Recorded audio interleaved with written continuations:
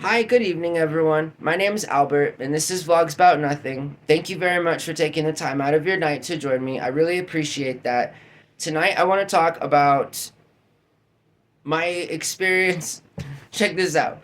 Tonight, I want to talk about my problem with medical weed and the nonprofit setup as it concerns the governance of business in America.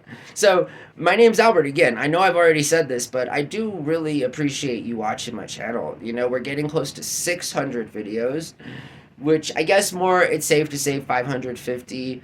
But once we have more than 550, I'm going to say 600. So, let's scratch the 600. We're on like 530, maybe 535.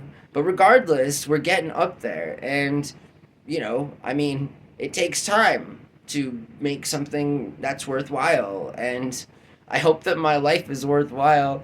As far as I'm concerned, it doesn't even matter if only 5 people watch videos like I make in 3 months from now. I'm just saying that I hope this is something that I can continue to do. And I'm laughing and I'm making fun of myself because for about 4 months now, we've streamed 4 videos a day here. And so it's been an interesting journey in that I look back sometimes and I'm really a pretty stable guy as it concerns my attitude with some stuff, and I like that. I like that about me. Because I got nothing else going for me, right? Like, as it concerns, but like, definitely, I'm growing up right here in front of everyone, and it's so exciting. And I'm almost 40, and it's taken me this long, and it's kind of pathetic. But, I mean, what was I supposed to do? Like, give up and, like, I'm like, I don't want to do that, so, and I want to be like the best person that I can be, because I haven't always been the best person that I can be. Mostly I have, but I'm also a critical guy myself, like, seriously. I'm that dude that crosses the street when the green light flashing crosswalk sign isn't on, and I'm like, oh man, I'm sorry. Like, when there's nobody out, you know what I mean? Like, I'm like, oh man, I'm sorry. Like, so I try to keep it simple. But regardless, my problem with medical marijuana in the United States of America, obviously, is that I think in 1996, California was the first state to legalize or to legalize marijuana for medical patients. I think either before that and or shortly after, Alaska may have been first or second. But this is an impromptu talk. I encourage you to seek out the information for yourself. At some point in the mid 90s, California did, in fact, do that, and so did Alaska. I know we've talked about this before on the program, but it's been an extemp speech, and I can't remember everything.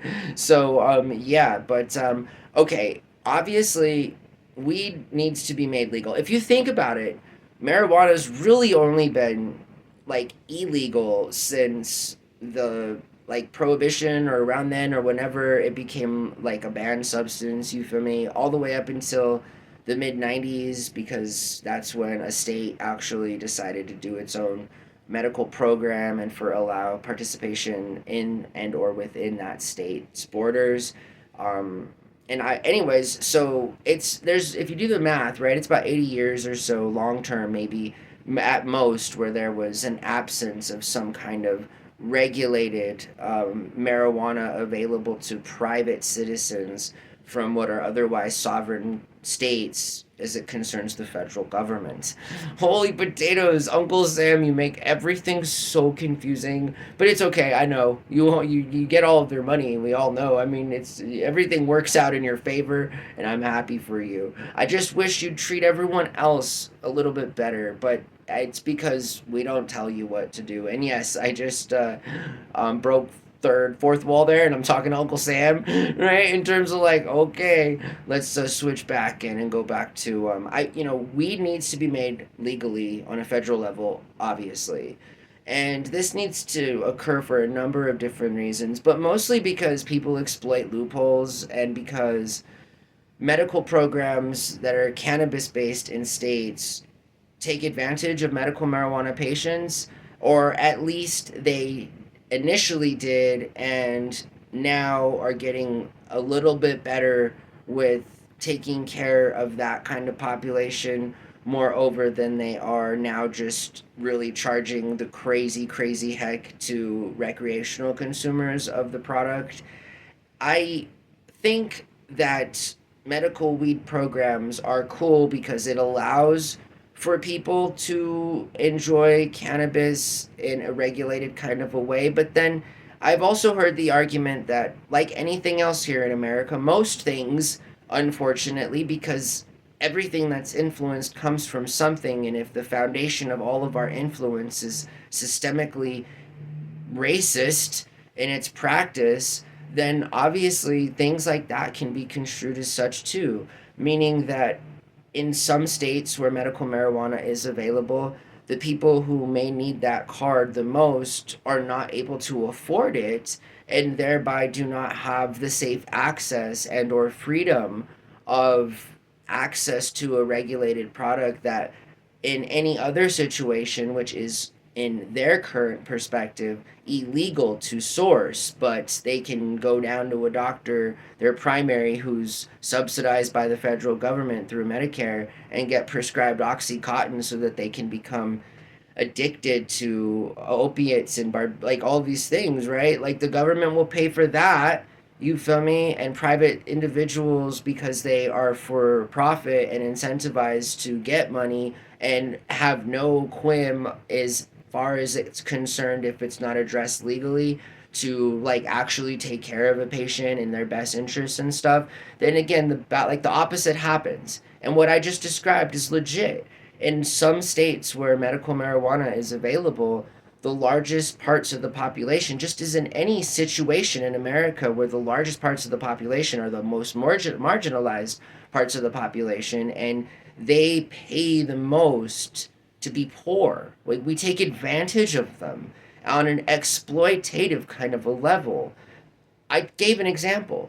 So imagine that. Imagine not having access to marijuana and its effect on your pocketbook, its effect on the way that you are following the law. You're literally paying people to have access to follow the law and be protected, or to follow the law by breaking the law and having no protection and being in a worse spot than before. And so you're often at the whim of big pharma and Medicaid, Medicare supplemented doctors, these people who are selling you products. And I just hope that we consider these things moving forward. I'm looking at a text message that just came in from my roommate. He's bringing her home. Holy potatoes! My mood is just shifted. I gotta get out of here. No, I'm just kidding. But, anyways, oh man, she bothers me. I guess, low key, like, no, never mind. I hope that you guys are having a really good night. Medical marijuana programs are inherently, again, flawed, but they do allow for access, and so maybe we just need to give people more money, or maybe we just need to give them money to begin with, or increase Social Security, or UBI, because again, if the government is already subsidizing private programs for profit to utilize our money to pay for it, then we should have a say more in like where our money goes, as it concerns having the opportunity to allow for other capitalist behavior to take place, as it concerns now then the demand for medical marijuana over the traditional pharmaceutical script, literal script that they both sell verbally and physically, literally, as in like the prescription. That's a good joke. I thought that was a good joke. Now I'm thinking about my roommate and him coming home with this woman, and now I'm just gonna like I have okay. So we're about like 40 more seconds that we have until 10-minute markers. So I really appreciate all of you guys watching. These are just vlogs. These are just literal video logs. I just turn the camera on, start talking, and it's very old school. It's very 90s, $0 budget, absolutely no monetization, just kind of the passion project until this channel inevitably does make money and has the kind of fan base or viewer or sub base or whatever. You feel me? I know we're gonna do great things together out there. I truly mean this. And so, in any way, like small way that is, you feel me? Like it's cool, but we're gonna do it. And so I hope that you guys have a really good night.